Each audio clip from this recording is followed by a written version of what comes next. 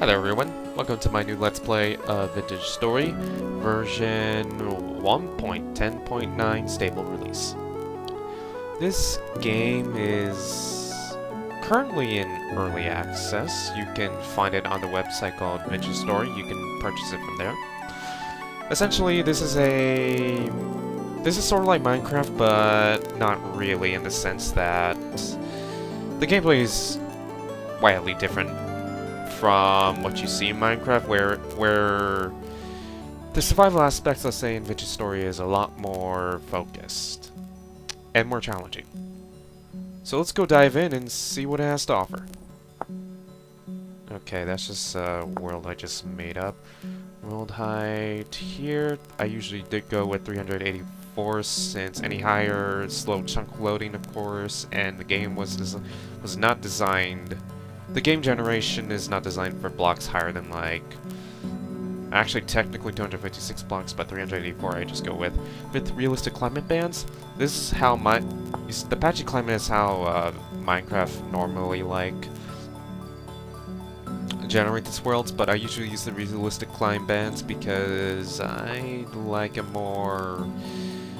to see a more realistic-ish world. Realistic within the confines of a video game, of course. But anyway, let it load. Excuse me a moment.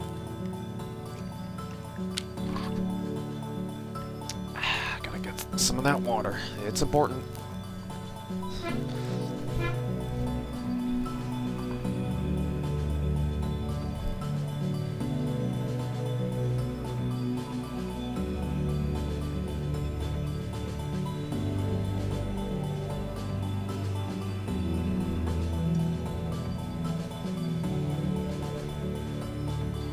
Just wait a couple of minutes and then we'll get to the action in a bit.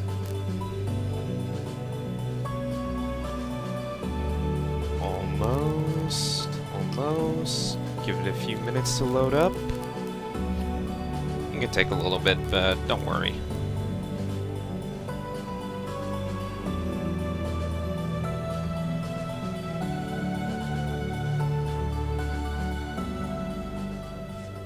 Alright, we're in the game.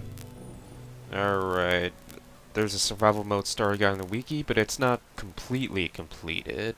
The handbook is usually going to be more useful to us, but if we need to refer some things, well, I'll just show you. Close.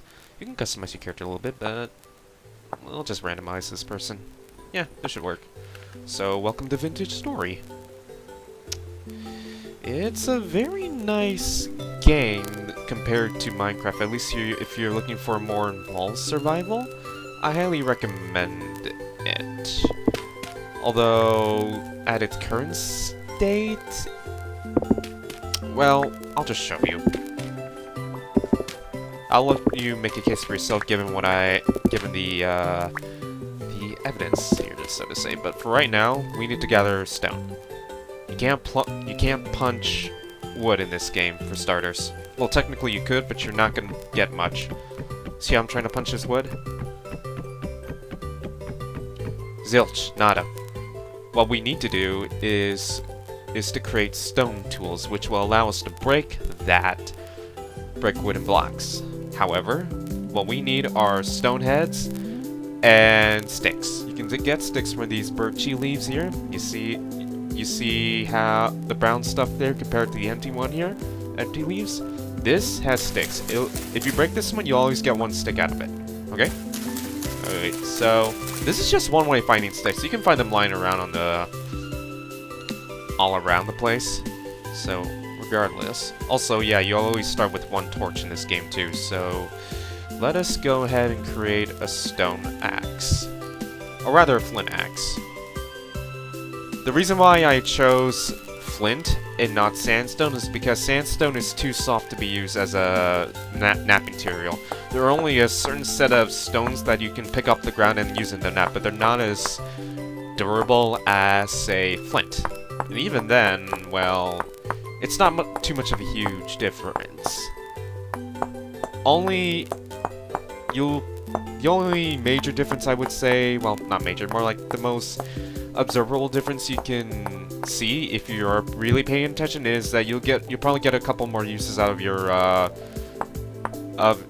flint tools than just regular stone tools. But again, not too much of a difference. But anyway,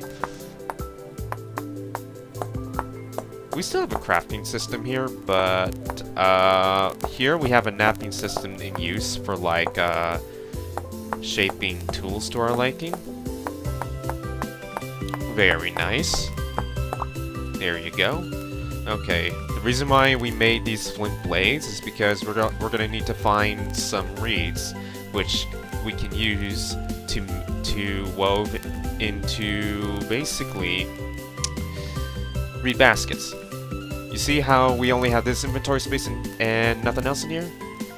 In this game we have a far more limited amount of space than compared to Minecraft, where you have a whole like 3 extra rows worth of slots. So yeah, we'll cut this down. Not only we get wood out of it, we also got some sticks out of it too, which is good for us. Okay. Reeds usually spawn in by water, but only in certain lakes. Anyway, this is the world map. You can press by M. Looks like we're in a relatively like cold climate. I can't tell if we're up or north or south though, but anyway, let's just get what we need. All right. That should be enough wood for the time being. Okay. In the meantime, let's go craft up a weapon. There are enemies in this game, of course, but the biggest, if you ever pick this up, the biggest threat to you in this game will be wolves. They attack on sight and they deal a lot of damage. This game is unfinished, early access, of course, so there's still things that needs to be redesigned, tweaked, and stuff, and wolves and combat and mob spawning in general is one of them. This Vintage Story still uses kind of a very similar mob spawning mechanics like in Minecraft, so yeah. It doesn't help that the animal enemies in this game use oh look, copper. It doesn't help that the animal enemies in this game have a lot more hit points, and it'll take more effort to kill them, so yes, it needs a rework. There are some methods to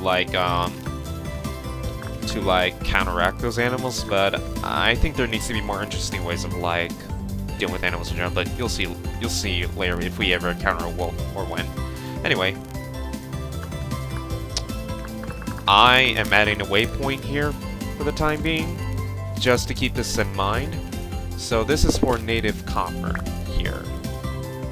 I've located a native copper deposit here, so okay. Slow down a minute. Okay. You get metal by looking. Okay, you can. Let's stop a minute here. Okay. I picked up native copper nuggets from the ground. Whenever you see nuggets on the ground like that, that indicates there's a shallow deposit near the surface, and we want to search for these as much as we can, because they'll allow us to progress into the Copper Age, unless from our current Stone Age proceedings. So anyway, what the heck happened to this? Okay. Huh. Oh well. Anyway, these reeds here are what you're going to be looking for when crafting your inventory slot items. So we need 10 of these for an individual inventory expander item. So to craft this item, which is known as a reed basket, you grab a stack of 10 cattails, then put them over like this, and voila, you get a hand basket. Not much room, but it's way better than nothing, I can tell you that. Okay, we'll put you there. We also have a hunger system in this game, like Minecraft. Although, it doesn't have a thirst system as of yet, and that's a little curious, but I'm guessing the developer just want to save off on like designing that for now until other systems are in place first to support it. But anyway, we need about 40 of these if you want like a full slots of hand baskets. So this is gonna take a little while, but I'll just show you the process pretty much. Okay, let's get more here.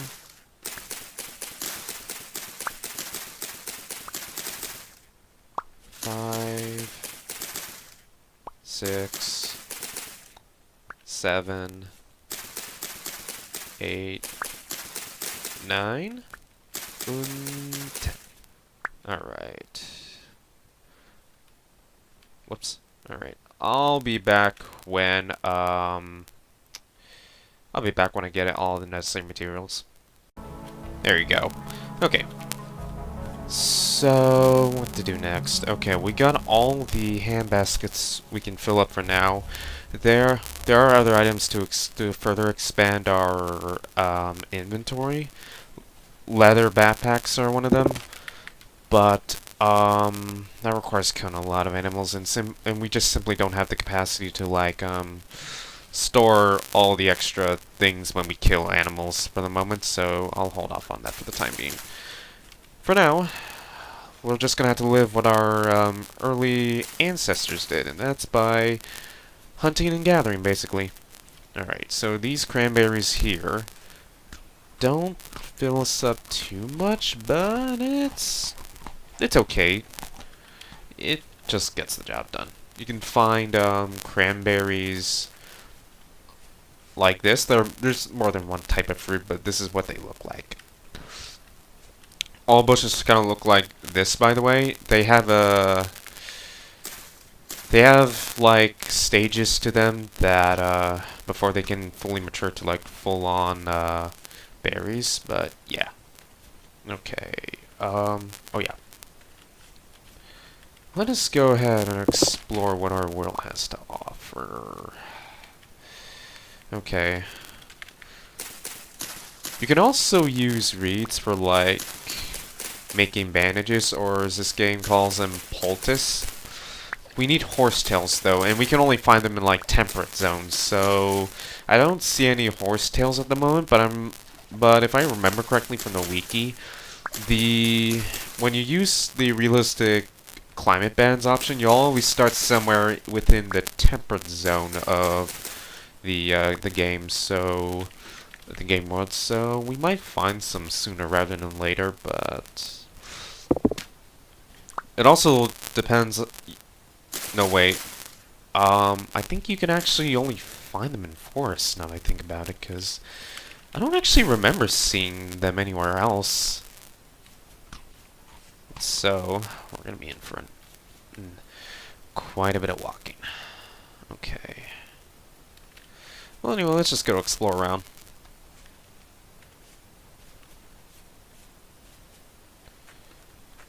This place has got some nice world gen compared to Minecraft. I mean, not to knock too much on Minecraft, because I kind of do like that game. There's a big cave system down there, but we do not have the means to take that on for right now. So, actually, before I forget, waypoint, add green,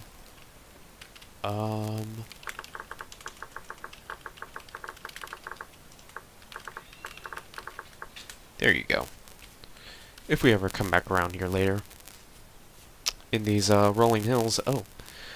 This is clay, which is an important resource for pottery. I am not going to pick up any of it right now, because we don't exactly have a whole lot of... Well, actually, you know what? On second thought... No, I didn't want that. There it is. Okay. I don't know. I have yet to see a way to cancel any accidental misclicks like that. Maybe I should, like, give the developer a heads up when I get the chance, but... Anyway, let's go make a shovel here. There you go. Oh yeah, I pressed G to like sit down. That's the default key for like sitting down in this game. On the ground like that. You can also sneak too, like this, shift, as you would in Minecraft, but anyway. I'm just gonna go like mine some of this clay up for later, so we don't have to like worry too much about like finding clay when we found our settlement. So yeah. To find clay, honestly, you can just look at the map here and look for these little patches here. See these? They're different, the discolorations here, because they're very distinct here. You can find them all over the map near like watery areas, I believe. So yeah. That's what I know about how to find clay. So let's gather up some of that blue clay here, because this is going to be useful for us. There are actually like two types of clay. This is the blue clay, and then you have fire clay. The only differences between the fire clay and the blue clay I know of is that the fire clay provides more options in terms of crafting materials, but I don't remember exactly. Anyway, let's go explore for a while, and ooh, more reeds. And that's a rabbit over there. They're pretty harmless. You can kill them for food, but they don't offer that much, and they're really hard to catch. But anyway, let's just go explore around and try to find a place that looks good to settle down. Although we may be out here in the Copper Age for a while, in the Stone Age for a while, because finding copper ores is not the easiest thing to do in the world, and these animals here, those are bighorns. We can kill them for meat. Now, remember what I said about animals being really tough to kill in this game? Let me show you a common tactic here that I've seen people purporting around. Okay, so here's the gist. Alright. First, let's go poke one of them. Flint spears don't do a whole lot of damage if you just spam click, but if you hold right click like this and throw them, they'll do a lot more damage, but even then, it'll take some time to do damage. Anyway. Poke this son of a gun. There you go. Now we angered it. Now, here's the trick that people like to use in this game. Stand on top of that 2 block here, and just click away at them. Not all that different from Minecraft, I'm afraid. Alright. Now spears have, like, reach compared to, like, other weapons, like, swords and axes, so this is probably gonna, if nothing else, this is gonna be your, like, main weapon, at least if you want absolute reach, because, it does matter a little bit in this game. To some extent. And, holy guacamole, I picked up more than I... Shoot, okay. Alright, let's try not to pick up any more than that, and I think it's about to get nighttime in a bit. Okay. We got what we came for, though, so let's just go wander around for a little while. Okay. Let's get more cranberries here, and let's try to find our way around. Okay, sorry about that. But let's move on, shall we? Okay. Alright, so... there are like more hilly regions up ahead. Not necessarily forests, which we need to find. A good settlement will often have, a couple of things. Good fertility for, like, growing crops. There's farming in this game, and it's a little more involved compared to, like, Minecraft. But, well, I'll show you when it comes. So, we need fertility here. Fertility is important for growing crops because it determines how fast your crops are going to grow. Alright, not only that,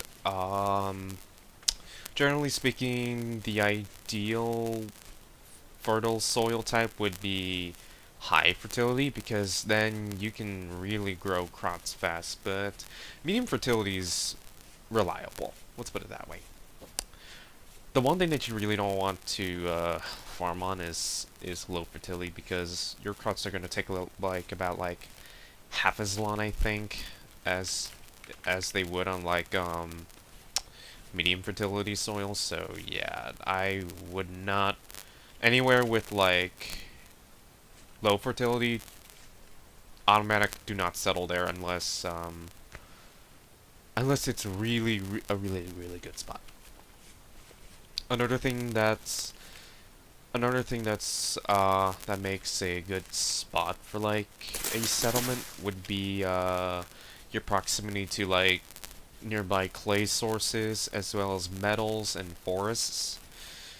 Clay sources you'll need for pottery, basically, and that is kind of important when it comes to smelting metals and storing stuff like food and some other things, like even block building, for instance.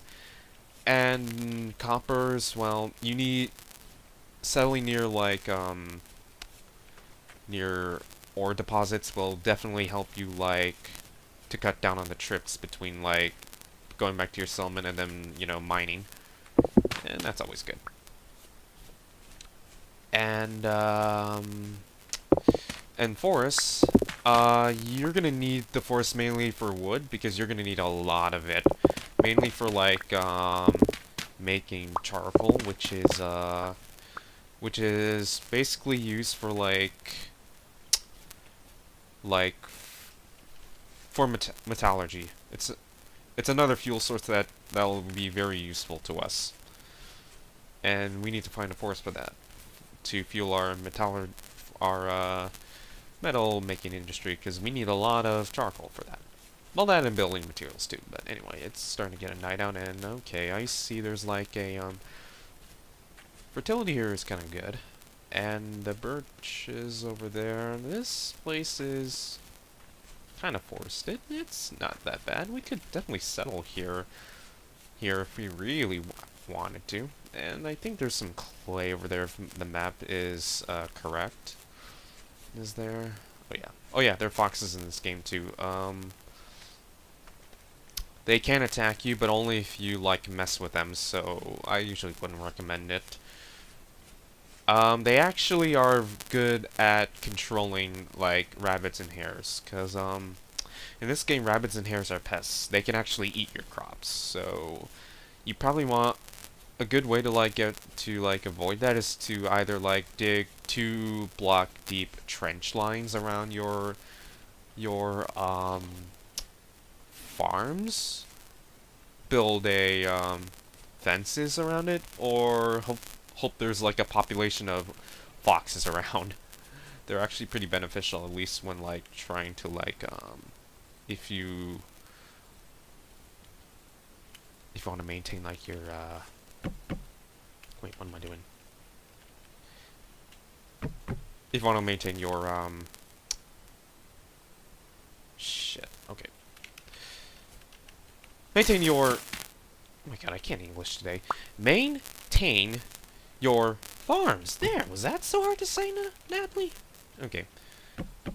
Okay, we're gonna have to make a fire pit, because this does not last very long out here in the open. Neither does the cranberries, actually, but although they last a little bit longer, fortunately. Okay, let's put some firewood in here. I sneak and right click to put in firewood without opening up the GUI here, because it kind of slows down your well, you can't look away from it. But anyway, we need to cook this, because of course you can't really eat raw meat, or rather the developer didn't program the ability to eat in raw meat. So anyway,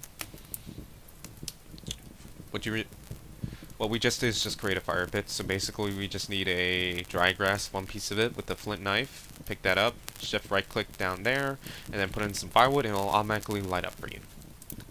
So yeah, this is pretty useful for cooking stuff, and it'll be your primary ways of heating like smelting until you get like to more advanced heating sources.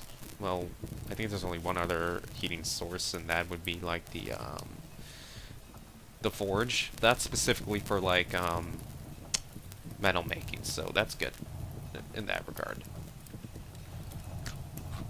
Jeez, there's a lot more than I thought there would be.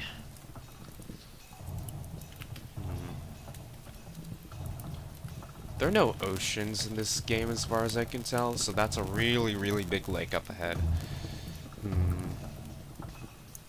Well, I don't think we're traversing that anytime soon. So unless, like, Tyrone pulled a fast one on me, and there actually are oceans in this game, the latest update. Yeah. So let's just wait here until we, like, gather up some red meat.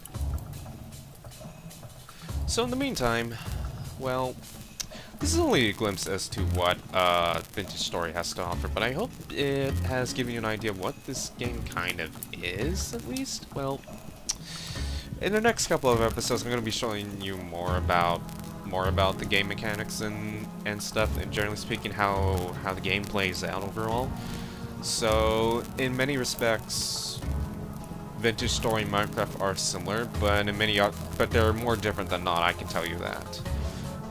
Graphically, I wouldn't blame anyone thinking this is like a Minecraft clone, but honestly, from a gameplay standpoint, this game plays a heck of a lot differently from, like, Minecraft.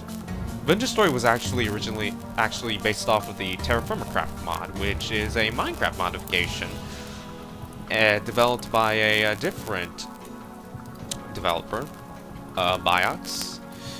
That game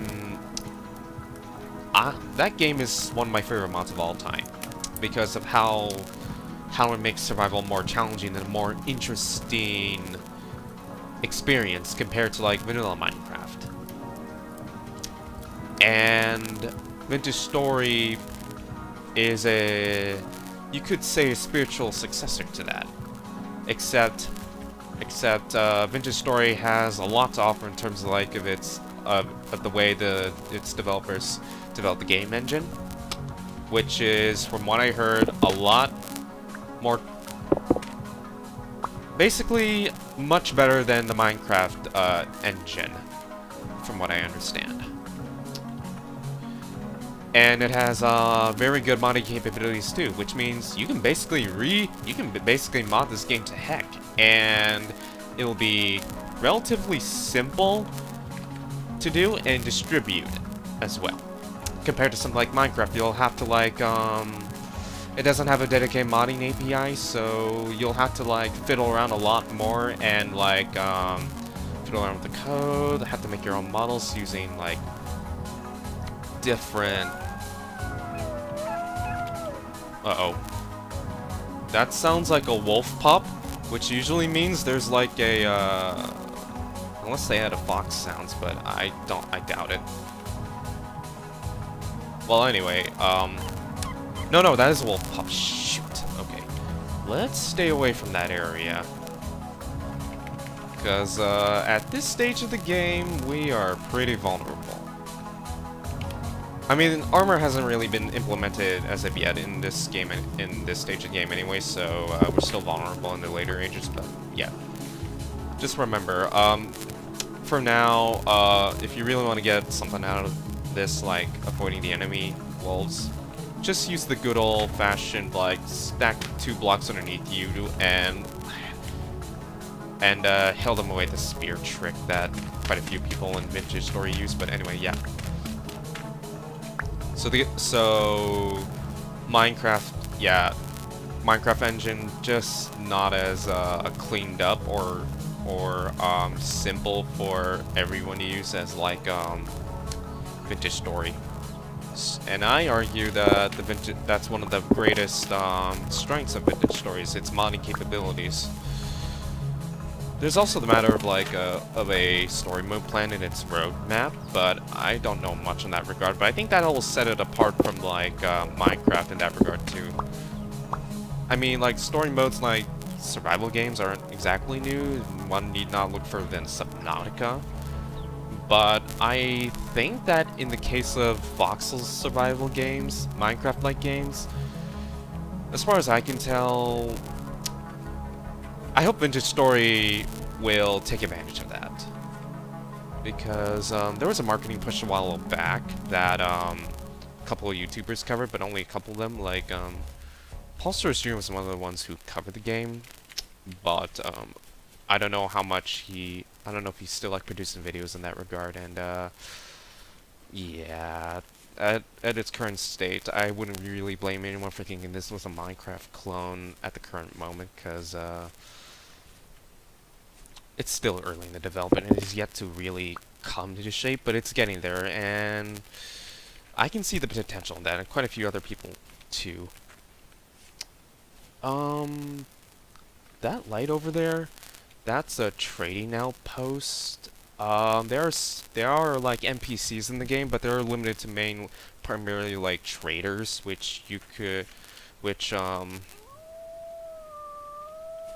that's a wolf. It's nearby. Shoot. Okay, avoid wolves at all costs. At least in my case. But anyway, traders. There are NPCs in this game, but they're limited to traders, so yeah. You can't exactly at this stage of the game. You have to be really lucky to find a currency to like trade with those traders, so I wouldn't really bother with it right now. You can find this form of currency by exploring mainly, I think, the underground cavern ruins. There are ruins in this game. I actually don't remember if we passed by one because I was talking. I wasn't really paying attention to where I was wandering, but I know there was a ruins here. Ruins exist underground too, so if you want to go cave splunking, then you might find a few ruins here and there that contain these nifty little blue things called temporal gears, and you can use them for quite a few number of things, like setting your waypoints. Yeah, if sleeping on a bed does not mean you can. Sleeping on a bed does not set your respawn point there. Unfortunately, you'll have to use a temporal gear for that. And temporal gears can also be used for currencies, which I'll show you if and when like we ever find like a temporal gear and a trader around to test it on.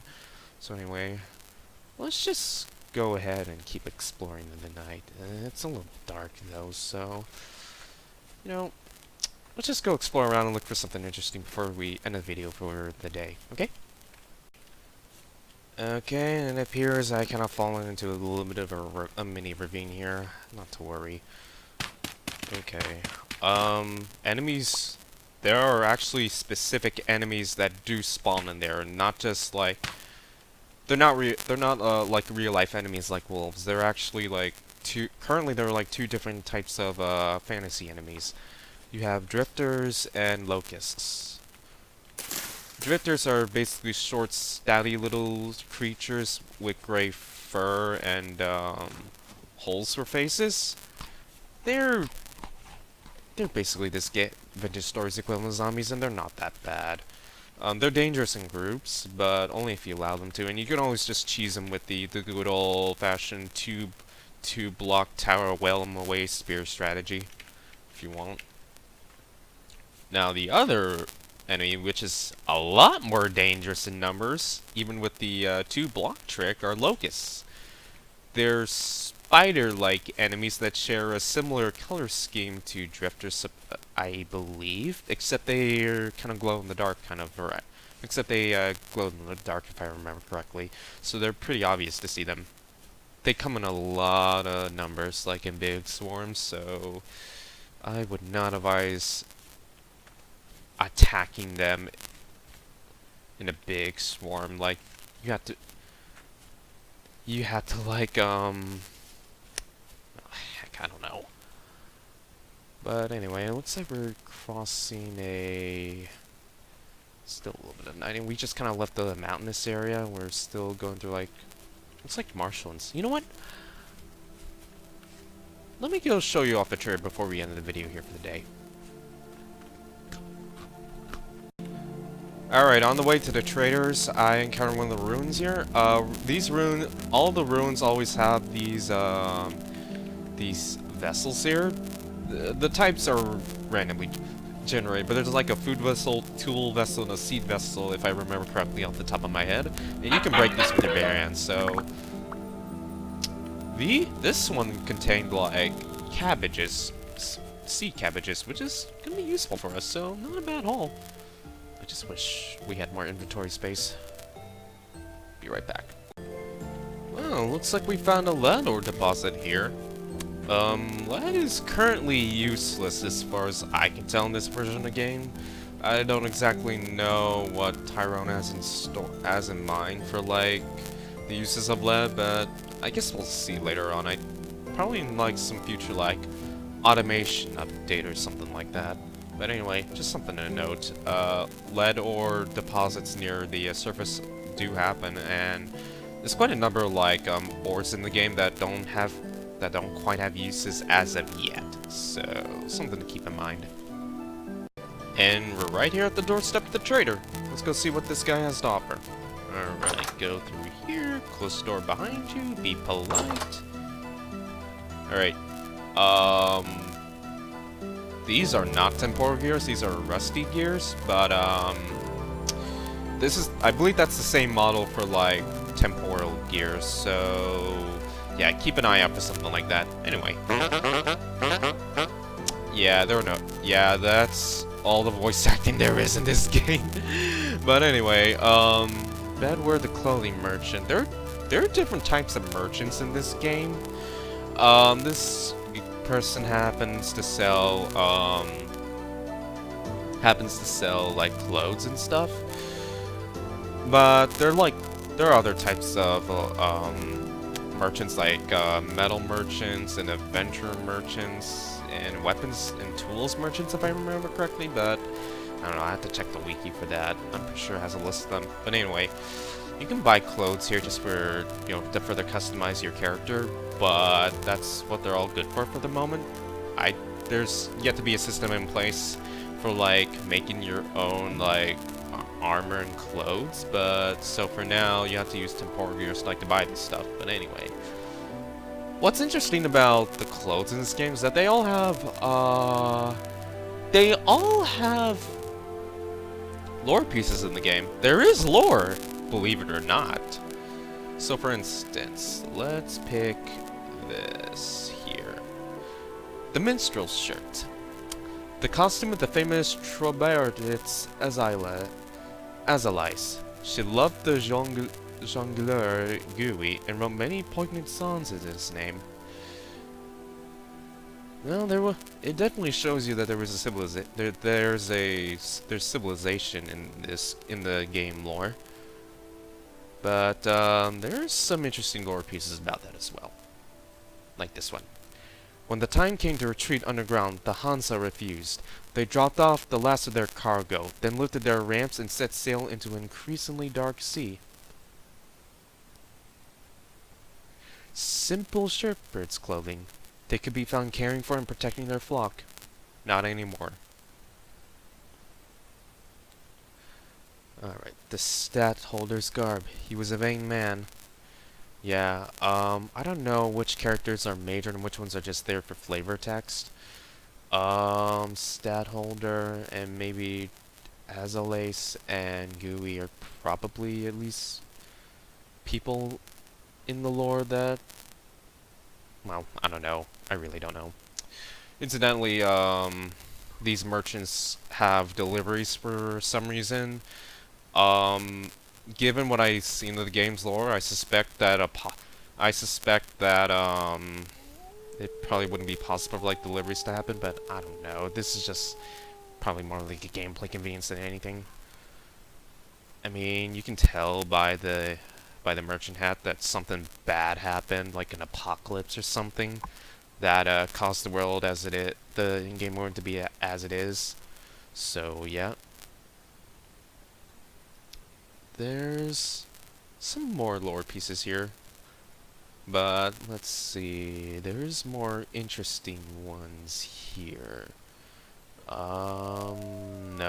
The only real lore bit that hints as to what has happened in the world is here. Yeah. Okay. I can't tell you a lot about the lore right now, because I don't know what's subject to change and what isn't, but I'd say that a big strong point of Vintage Story is the lore itself.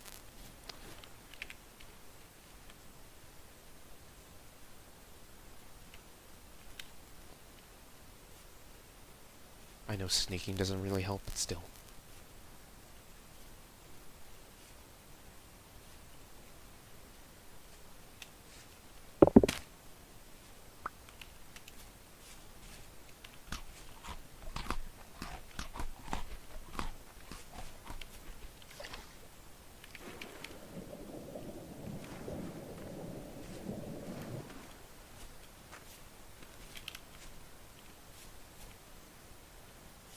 Where was I? Okay.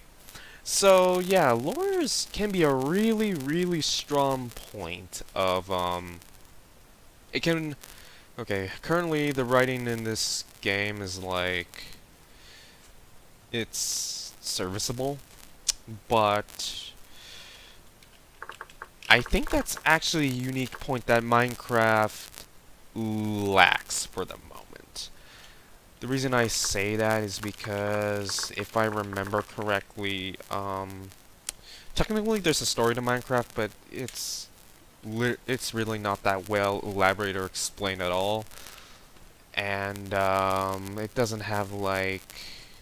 Within the game itself, it's more likely that you're just gonna wander into, like, the strongholds and the ender pearls, and pretty much find out about the Ender Dragon more than you're probably going to be, like, told within the game lore or something like that.